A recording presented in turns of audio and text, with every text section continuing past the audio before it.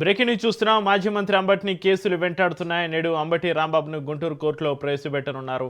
Rajahmundry jail నుంచి police వాహనాల్లో అంబటి రాంబాబుని తీసుకుని పోలీసులు బయలుదేరారు. అంబటిపై మరో పీటీ వారెంట్ పిటిషన్ పోలీసులు దాఖలు చేశారు. 2023లో సత్తెనపల్లిలో సంక్రాంతి సంబరాల పేరుతోటి లక్కీ డ్రా అంటూ మోసం చేశారని, లాటరీ పేరుతోటి కోట్ల రూపాయల అవినీతికి పాల్పడిన అంబటిపైన ఫిర్యాదు అందింది. అంబటి రాంబాబు పైన జనసేన జిల్లా అధ్యక్షుడు గాదె వెంకటేశ్వరరావు ఫిర్యాదు చేశారు. వెంకటేశ్వరరావు ఫిర్యాదుతోటి 2023లో అంబటిపైన సత్తెనపల్లి పిఎస్లో కేసు నమోదైంది. అంబటి రాంబాబును కోర్టులో హాజరుపరచాలని జడ్జి ఆదేశాలు జారీ చేయడంతో ఈరోజు అంబటిని కోర్టులో సత్తెనపల్లి పోలీసులు హాజరుపరచనున్నారు.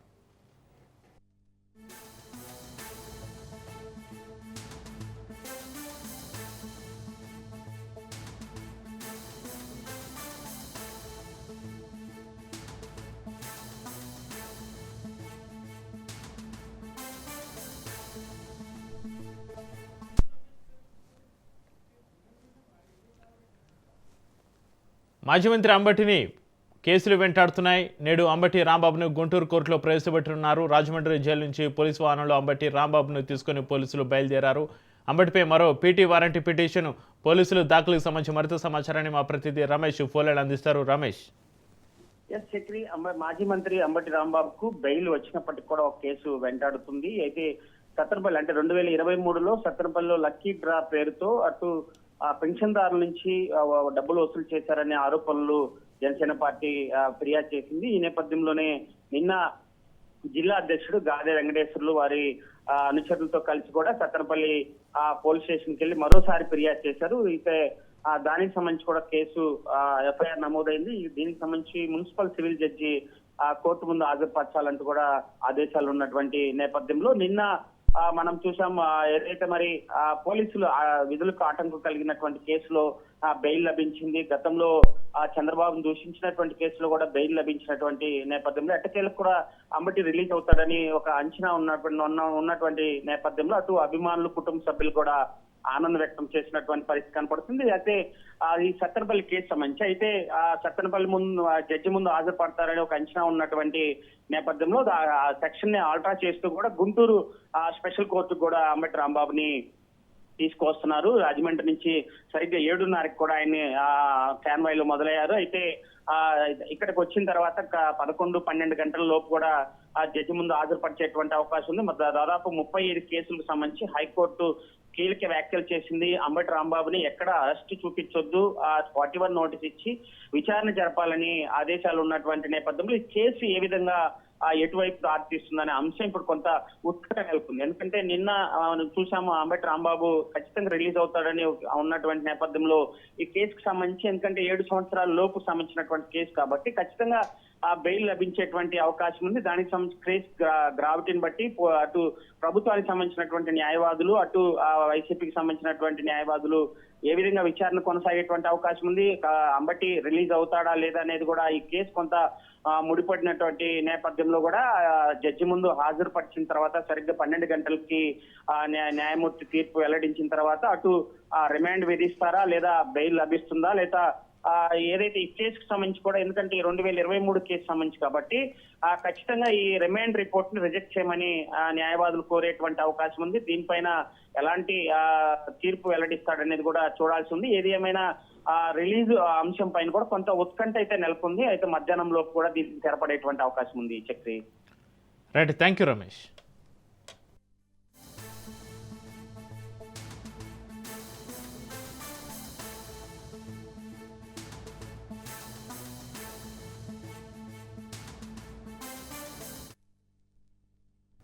ఢిల్లీలో తెలంగాణ సీఎం రేవంత్ రెడ్డి పర్యటిస్తున్నారు. ఇవాళ పలువురు కేంద్ర మంత్రులతోటి రేవంత్ భేటీ కనున్నారు. రాష్ట్రానికి ఆర్థిక సహకారం, పెండింగ్ నిధులు, ప్రాజెక్టులపైన చర్చించనున్నారు. నిన్న మల్లికార్జున ఖర్గే తోటి రేవంత్ రెడ్డి భేటీ అయ్యారు. అరగంట పాటు సమావేశం జరిగింది. తాజా రాజకీయ పరిస్థితులు, మున్సిపల్ ఎన్నికలపైన చర్చించారు. నేడు పలువురు కేంద్ర మంత్రులతోటి రేవంత్ భేటీ కానున్నారు. రాష్ట్ర ప్రభుత్వ పథకాలకు ఆర్థిక సాయంతో పాటుగా విద్యా సంస్థల అభివృద్ధికి నిధులు కోరనున్నారు. ఏపీ, తెలంగాణ మధ్య జల వివాదాల పరిష్కారానికి జలశక్తి మంత్రిని కలవనున్నారు. పోలవరం, నల్లమల సాగర్ ప్రాజెక్టు విషయంలో తెలంగాణ అభ్యంతరాలను వివరించనున్నారు.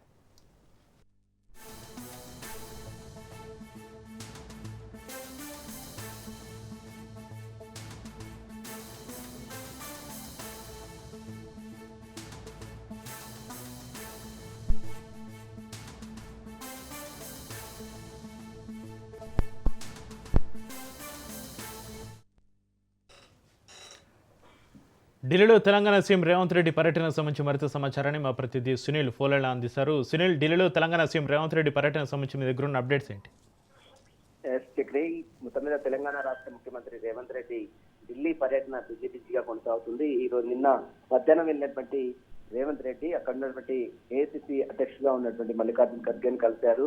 ఆ తర్వాత ఈ రోజు నేడు రాహుల్ గాంధీతో ముఖ్యమంత్రి రేవంత్ రెడ్డి భేటీ కానున్నారు. దీంతో పాటు కేంద్ర మంత్రులు తెలంగాణ రాష్ట్రానికి రావాల్సినటువంటి కొన్ని ప్రాజెక్టులకు సంబంధించిన నిధులు, అదేవిధంగా అభివృద్ధి సంక్షేమ పథకాలకు సంబంధించిన ఆర్థిక సహాయానికి పై కూడా ఈ రోజు కేంద్ర మంత్రులని అటు ముఖ్యమంత్రి రేవంత్ రెడ్డి కలిసే అవకాశం ఉంది. రాష్ట్ర ప్రభుత్వం పథకాలకు సంబంధించిన ఆర్థిక సాయంతో పాటు విద్యా సంస్థలు, మరోవైపు అభివృద్ధి సంబంధించినటువంటి అన్ని అంశాలపై కూడా రాష్ట్ర ముఖ్యమంత్రి కేంద్ర మంత్రుల దగ్గర నుంచి నిధులు కోరే అవకాశం ఉంది. దీంతో పాటు ఇటీవల కాలంలో రెండు తెలుగు రాష్ట్రాల మధ్య, ఆంధ్రప్రదేశ్ తెలంగాణ రాష్ట్రాల మధ్య కొనసాగుతున్నటువంటి జల వివాదాల పరిష్కారానికి జలశక్తి మంత్రిత్వ శాఖ ఇప్పటికే ఒక కమిటీని వేసింది. ఆ కమిటీ ఇటీవల కాలంలో భేటీ కావడం జరిగింది. ఈ నేపథ్యంలోనే జలశక్తి మంత్రిని కూడా ఈ రోజు ముఖ్యమంత్రి రేవంత్ రెడ్డి కలిసి చర్చించే అవకాశం ఉంది. దీంతో పాటు పోలవరం నల్లమల్ల సాగర్ ప్రాజెక్టు విషయంలో తెలంగాణ సంబంధించినటువంటి అభ్యంతరాలకు సంబంధించిన అంశాలపై కూడా ఈ రోజు పలువురు కేంద్ర మంత్రులతో ముఖ్యమంత్రి రేవంత్ రెడ్డి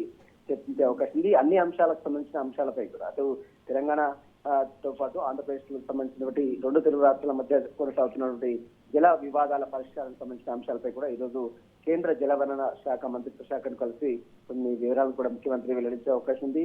ఈ రోజు రెండో రోజు కూడా బిజీగా ముఖ్యమంత్రి గడపనున్నారు. ఈ రోజు మరి సాయంత్రం వరకు ఇవన్నీ కంప్లీట్ చేసుకొని తిరిగి హైదరాబాద్ చేరుకుంటారా, రేపు చేరుకుంటారా అనేది కూడా చూడాల్సి లేకపోవచ్చు. మొత్తం మీద ముఖ్యమంత్రి ఢిల్లీ పర్యటన మాత్రం కొంత హాట్ రాజకీయ వర్గాల్లో మొత్తం కొంత చర్చనీయాంశమైన పరిస్థితుల్లో కనబడుతుంది. Right, thank you Sunil.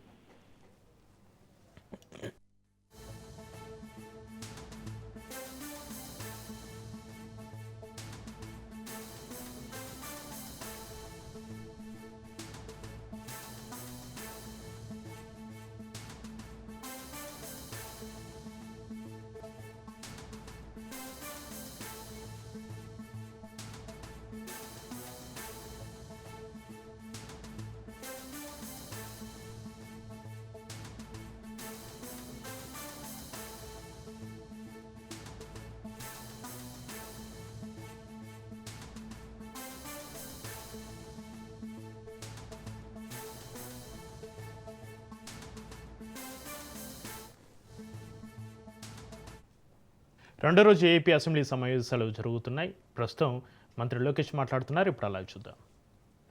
ఎందుకంటే వాళ్ళకి అటానమీ ఇస్తాం కనుక అది స్టాండర్డైజేషన్ కూడా చేసేదానికి ఒక యూనిఫైడ్ యాక్ట్ తీసుకొద్దాం అనేది ఈ ప్రభుత్వం ప్రయత్నం. అంతేకాకుండా ఇది మొత్తం డిజిటైజ్ చేసి కేవలం కాలేజీలే కాదు, రేపు జూనియర్ కాలేజీలు కానీ పాఠశాలలో కానివ్వండి, ఎఫిలియేషన్ అంతా స్ట్రీమ్ లైన్ చేసి ఆన్లైన్ పెట్టి proper geo tagging with photos వీడియోస్తో కూడా పెట్టాలనేది ప్రభుత్వం తీసుకుంటుంది. ఈ నిర్ణయం తీసుకుంది అధ్యక్ష. ఆ దిశగా మేము అడుగులేస్తున్నాం అధ్యక్ష. ఇంకా ఈ ఎగ్జిక్యూటివ్ కౌన్సిల్ ఎవరో సభ్యులు చెప్పారు, ఇప్పటికీ వైస్ ఛాన్సలర్స్ అందరూ కూడా మార్పులు చేర్పులు చేశాం.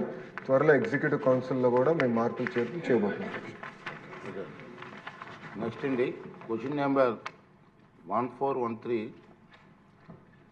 గాలి భానుప్రకాష్ గారు, పురపాలక శాఖ మంత్రులు. అధ్యక్ష, మొదటి ప్రశ్న, తప్పుడు కుల ధృవీకరణ పత్రం సమర్పించారని తీవ్రమైన ఆరోపణలు ఉన్నప్పటికీ పుత్తూరు పురపాలక సంస్థ చైర్మన్ ఆ పదవిలో కొనసాగుతున్నారని అడిగారు అధ్యక్ష. అతను రిమూవ్ చేయటం జరిగింది అధ్యక్ష. రెండవ ప్రశ్న, అనర్హత చర్యలు చేపట్టడం జరిగి అతని అర్హతను జీవో నెంబర్ 135 డేటెడ్ 9/2/2026 ఇచ్చి గజెట్ నోటిఫికేషన్ 1095 ద్వారా అతను రిమూవ్ చేయడం జరిగింది అధ్యక్ష. మూడవ ప్రశ్న, జీవో నెంబర్ 135లో అన్ని వివరాలు ఇవ్వడం జరిగింది. ప్రకాష్ గారు.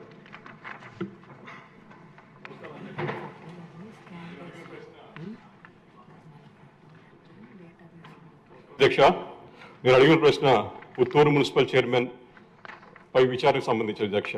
గత ప్రభుత్వంలో మనం చూసాం, లోకల్ బాడీ ఎలక్షన్స్ ఎంత పారదర్శకంగా జరిగాయో ఆంధ్ర రాష్ట్ర ప్రజలంతా కూడా చూశారు. అలాగే పుత్తూరు మున్సిపల్ ఎన్నికల్లో కూడా తప్పుడు క్యాస్ట్ సర్టిఫికేట్స్తో సృష్టించి దళితులకి తీవ్ర అన్యాయం చేయించింది కాకుండా అధికార దుర్వినియోగం, అలాగే చట్ట రాజ్యాంగ ఉల్లంఘన కూడా చేసిన చరిత్ర మనం చూసాం పుత్తూరు మున్సిపాలిటీలో. 2014లో ఇదే మనిషి బీసీ సిక్ సర్టిఫికేట్ కింద, క్రిస్టియన్ మైనారిటీ సర్టిఫికేట్ కింద కోఆప్షన్ మెంబర్ కింద నియమితులయ్యారు. అదే మనిషి 2020లో అక్కడ ఈ పుత్తూరు మున్సిపల్ చైర్మన్ ఇది వచ్చేసి ఎస్సీకి రిజర్వ్ అయితే అప్పుడు ఎస్సీ సర్టిఫికేట్ ప్రొడ్యూస్ చేసి ఆ పదవిలో కూడా కూర్చోవడం జరిగింది. ఎస్సీ రిజర్వేషన్ అనేది ఒక రాజ్యాంగబద్ధ హక్కు అండి. అది అలాంటి వ్యవస్థను నాశనం మనం చూసాం. 5 ఇయర్స్ లాస్ట్ గవర్నమెంట్ ప్రతి దాంట్లో కూడా మొత్తం వ్యవస్థను విచ్ఛిన్నం చేయడం మనం చూసాం. దాంట్లో భాగంగానే పుత్తూరులో కూడా పూర్తిగా కులం కాని వాళ్ళని కులం తీసుకొచ్చి పెట్టి వాళ్ళ కుర్చీలో కూర్చోబెట్టి పదవిలో పెట్టారు.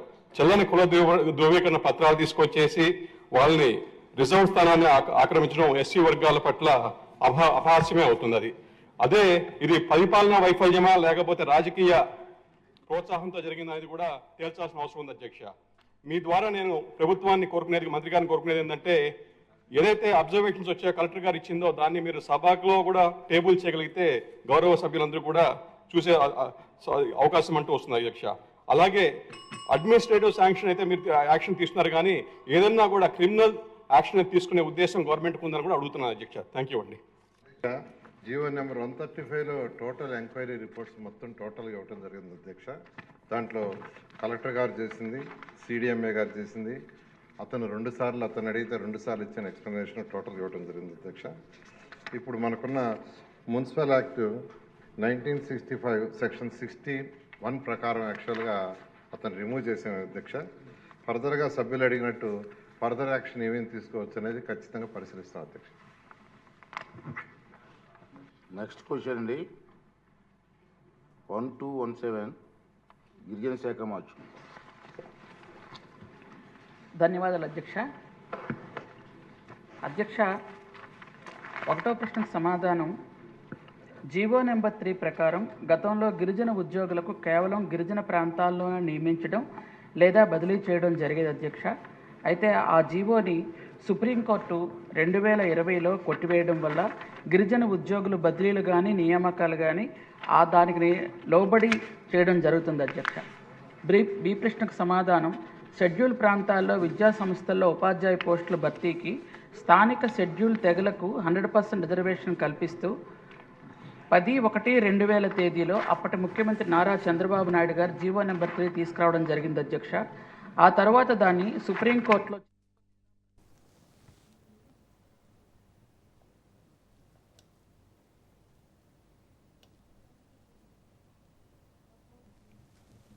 రెండో రోజు ఏపీ అసెంబ్లీ సమావేశాలు జరుగుతున్నాయి. క్వశ్చన్ అవర్లో శాసనసభ ప్రారంభమైంది. ఇక సభలో 8 ఆర్డినెన్సులు ప్రవేశపెట్టనుంది ప్రభుత్వం. గవర్నర్ ప్రసంగానికి ధన్యవాద తీర్మానంపైన చర్చ జరగనుంది.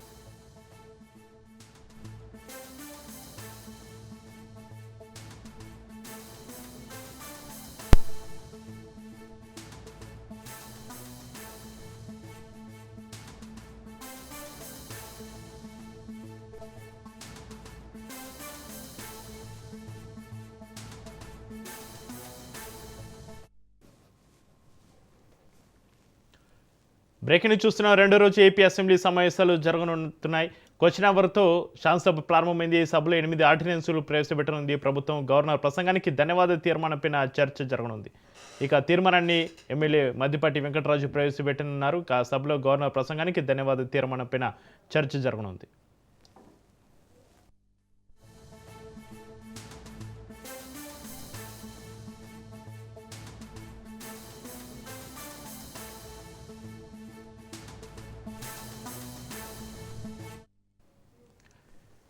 రెండో రోజు ఏపీ అసెంబ్లీ సమావేశాలు జరుగుతున్నాయి. క్వశ్చన్ అవర్ తోటి శాసనసభ ప్రారంభమైంది. సభలో 8 ఆర్డినెన్స్లు ప్రవేశపెట్టనుంది ప్రభుత్వం. గవర్నర్ ప్రసంగానికి ధన్యవాద తీర్మానంపైన చర్చ జరగనుంది. తీర్మానాన్ని ఎమ్మెల్యే మద్దిపాటి వెంకటరాజు ప్రవేశపెట్టనున్నారు. సభలో గవర్నర్ ప్రసంగానికి ధన్యవాద తీర్మానంపైన చర్చ జరగనుంది.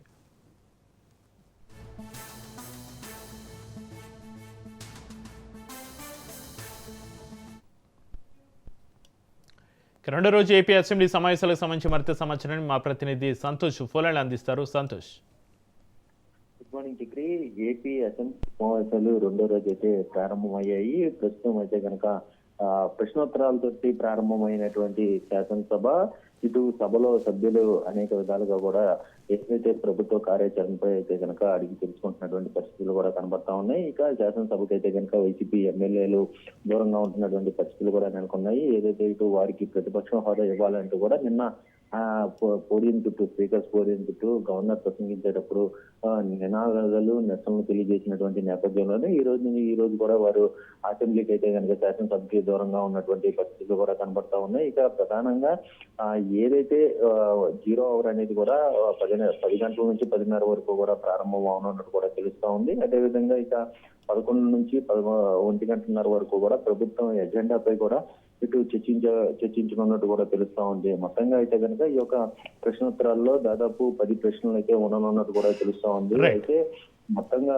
చూస్తున్నట్లయితే కనుక దీనికి సంబంధించి ఈ రోజు ప్రధానమైనటువంటి క్వశ్చన్ అవర్ లో పుట్టపర్తిలో ఐఐటి ప్రతిపాదన కావచ్చు, అదేవిధంగా నన్నయ్య విశ్వవిద్యాలయం పరిధిలో అనుమతి లేని కాలేజీలు, పుత్తూరు పురపాలక సంఘ చైర్మన్ పై విచారణ, గిరిజన ఉద్యోగుల బదిలీలు, బొబ్బిలిలో శివదావాలతో ఎత్తిపోతల పథకం, contractor pending bill, Amalapuram degree college, SC BC విద్యార్థుల హాస్టల్స్, రాష్ట్రంలో ప్రభుత్వ సలహాదారులు, బీసీ హాస్టల్ మెస్ ఛార్జీలు, తిరుమల తిరుపతి తాగునీరుపై సభ్యుల ప్రశ్నలు, ఇలా ఇటువంటి అంశాలపై కూడా ఈ రోజు సభలో అయితే కనుక చర్చించనున్నట్టు కూడా తెలుస్తోంది. సభలో 8 సవరణ ఆర్డినెన్స్ అయితే కనుక ప్రభుత్వం ప్రవేశపెట్టనున్నట్టు కూడా తెలుస్తోంది. అదేవిధంగా శాసనసభలో గవర్నర్ ప్రసంగానికి అయితే కనుక ధన్యవాదాలు తీర్మానం అయితే కనుక ఇటు ఎమ్మెల్యే మధ్యపాటి వెంకటరాజు అయితే ప్రవేశపెట్టనున్నట్టు కూడా తెలుస్తోంది. గవర్నర్ ప్రసంగానికి ధన్యవాదాల తీర్మానంపై కూడా చర్చ ఈ రోజు అయితే తెలుస్తా ఉంది.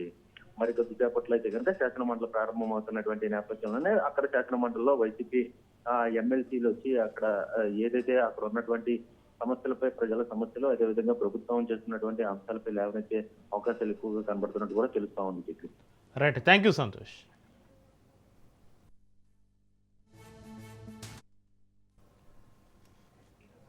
తెలంగాణ వ్యాప్తంగా మున్సిపల్ ఎన్నికల్లో 73.01% పోలింగ్ నమోదైనట్లుగా ఎన్నికల సంఘం ప్రకటించింది. యాదాద్రి భువనగిరి జిల్లా చోటుపల్లి మున్సిపాలిటీలో అత్యధికంగా 91.91 పోలింగ్ శాతం నమోదైంది. అత్యల్పంగా నల్గొండ జిల్లా నందికొండ మున్సిపాలిటీలో 59.68% పోలింగ్ మాత్రమే నమోదైంది. ఇక కార్పొరేషన్ల విషయానికి వస్తే నల్గొండ కార్పొరేషన్లో అత్యధికంగా 77.36% పోలింగ్ నమోదు కాగా నిజామాబాద్ మున్సిపల్ కార్పొరేషన్లో అత్యల్పంగా 59.12% పోలింగ్ నమోదైంది. ఎన్నికలను పారదర్శకంగా నిర్వహించడానికి ఎన్నికల సంఘం ప్రతి పోలింగ్ కేంద్రంలో సీసీ కెమెరాలతోటి వెబ్ కాస్టింగ్ చేస్తుంది. ఫిబ్రవరి 13న ఉదయం 8 గంటల నుంచి 116 మున్సిపాలిటీలు, 7 కార్పొరేషన్ల ఎన్నికల కౌంటింగ్ మొదలవుతుంది. మున్సిపల్ ఎన్నికల్లో గెలుపోటములపైన ఆయా పార్టీల నేతలు ఎవరి ధీమాలో వారున్నారు.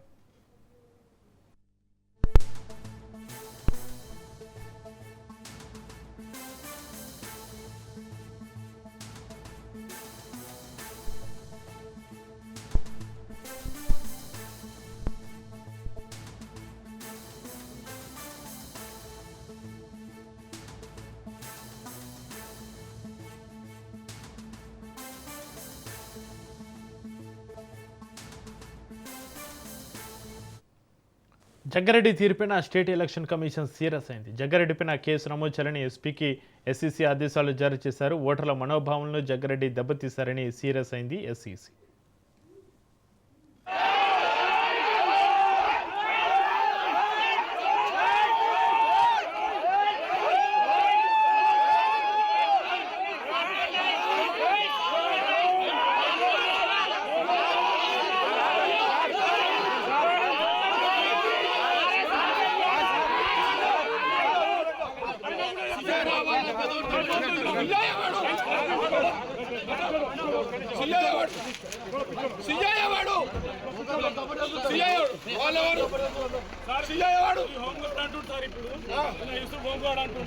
ఏం చేస్తాడు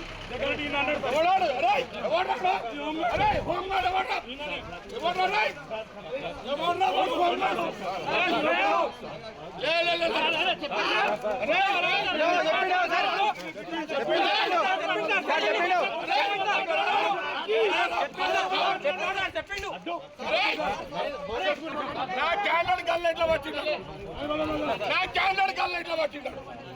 వాడు యూసుఫ్ వాడు మొగోడైతే సిఐ, అరే శివకుమార్ వాడు మొగోడైతే, వాడు సిఐ మొగోడైతే రమ్మని నా క్యాండర్ గల్ల ఎట్లా పట్టినాడు. సంగారెడ్డి 34వ వార్డులో ఉధృత పరిస్థితి చోటు చేసుకుంది. 34వ వార్డు కాంగ్రెస్ అభ్యర్థి గల్లా పట్టాడని జగ్గారెడ్డి ఆగ్రహం వ్యక్తం చేశారు. పోలీసులు జగ్గారెడ్డి మధ్య వాగ్వాదం తోపులాట జరిగింది. సిఐ శివకుమార్ రెడ్డి తీరుపైన జగ్గారెడ్డి మండిపడ్డారు. వదిలిపెట్టే ప్రసక్తే లేదంటూ వార్నింగ్ ఇచ్చారు. పోలింగ్ కేంద్రానికి కాంగ్రెస్ కార్యకర్తలు భారీగా చేరుకున్నారు.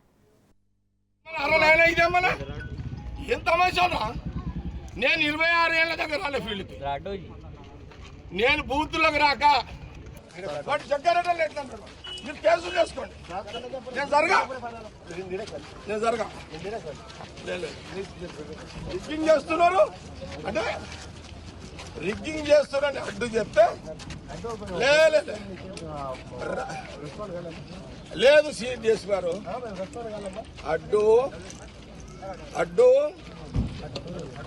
వాడు అవతలోడు రిగ్గింగ్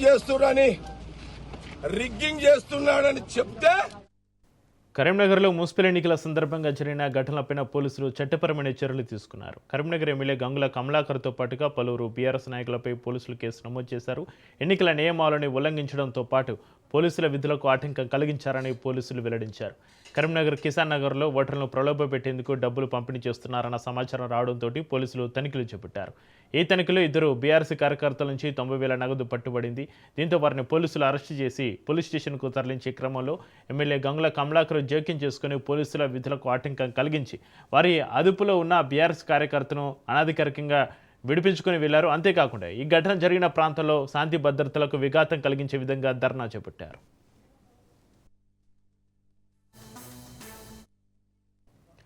ఎన్నికల నియమావళిని ఉల్లంఘించినందుకు గాను కరీంనగర్ ఎమ్మెల్యే గంగుల కమలాకర్, కుర్ర తిరుపతి, ఎడ్ల అశోక్, అమరగొండ అశోక్, ఎడ్ల సరిత, పెరుక మంజుల, బెజ్గం మధులపైన మరో కేసు నమోదు చేశారు. అనంతరం అదే ప్రాంతంలో ప్రెస్ మీట్ నిర్వహించి తమ పార్టీ అభ్యర్థులకు ఓటు వేయాలని కోరి ఎన్నికల నియమాలను అతిక్రమించారు. ఈ ఘటనకు సంబంధించి మొత్తం 3 కేసులు నమోదు చేశామని సీఐ వివరించారు. ఎన్నికల సమయంలో శాంతి భద్రతలకు విఘాతం కలిగించే విధంగా వ్యవహరించిన వారిపైన కఠిన చర్యలు తీసుకుంటామని సిపి గౌస్ ఆలం హెచ్చరించారు.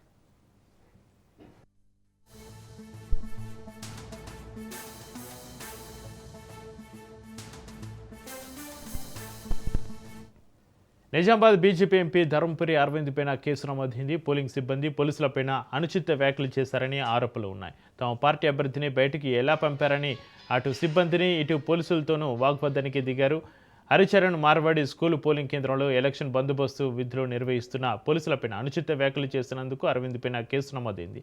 ఎలక్షన్ బూత్లోకి నిషేధిత స్టిల్ కెమెరా, వీడియో కెమెరాలతోటి వెళ్లి డ్యూటీలో ఉన్న పోలీస్ సిబ్బందిని ఎంపీ అరవింద్ బెదిరించినట్లుగా పోలీసులు కేసు నమోదు చేశారు.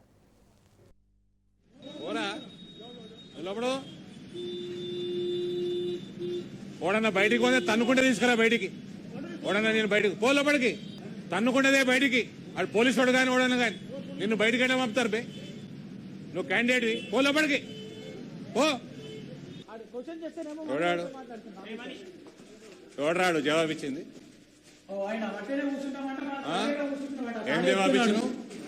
ఏం జవాబు ఇచ్చినావు? కాంగ్రెస్ పార్టీకి తొత్తులాగా చేస్తున్నా మొత్తం. Where are you from? What are you doing here? You are supposed, you cannot ask him to go out. You are no one to send the candidate out. You have no business to do that. Anna, వేరే party behave yourself.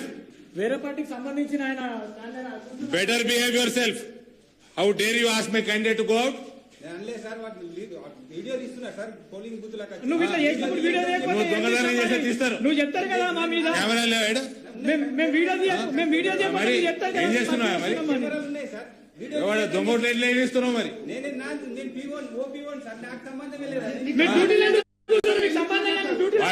Candidate complaint ఇస్తే check చేసుకోవాలి కదా. సంబంధం లేని ఇంటికి పోయా చెప్తున్నాడు. బోగసోటు పట్టిన ఒక మైనార్టీలో పడ్డాను ఆయన చెప్తున్నాను. అనుసరిస్తలేరన్న వీళ్ళందరూ కూడా చెప్తున్నా. చూడమని 35 50 ఓటేసిపోయిందన్న ఇక్కడ 36. You should be ashamed. నువ్వు ఇళ్ళకెళ్ళి బయటకు పోకరా. ఓడ బయటకు పోయిన వాని పేరు చెప్పరా నాకు. ఇళ్ళకెళ్ళి బయటకు పోక 5 గంటల వరకు ఇళ్ళకెళ్ళి జరగకరా. నువ్వు ఇళ్ళకెళ్ళి జరగకు. తను తింటారు కొడుకులు. అన్ని బుర్కాలు తీసి ఓటైపోయాలి. Check and vote. ఇప్పుడు పక్క బూత్ లో సార్ 26 ఇయర్స్ ఆమె 53 ఇయర్స్ ఆమె ఓటేసి వెళ్ళిపోయింది అక్కడ. మొత్తం చెక్ చేయండి, ఎవరికి ఏజెంట్ ఎవరు బుర్కా తీపి చెక్ చేపి చూపేయండి.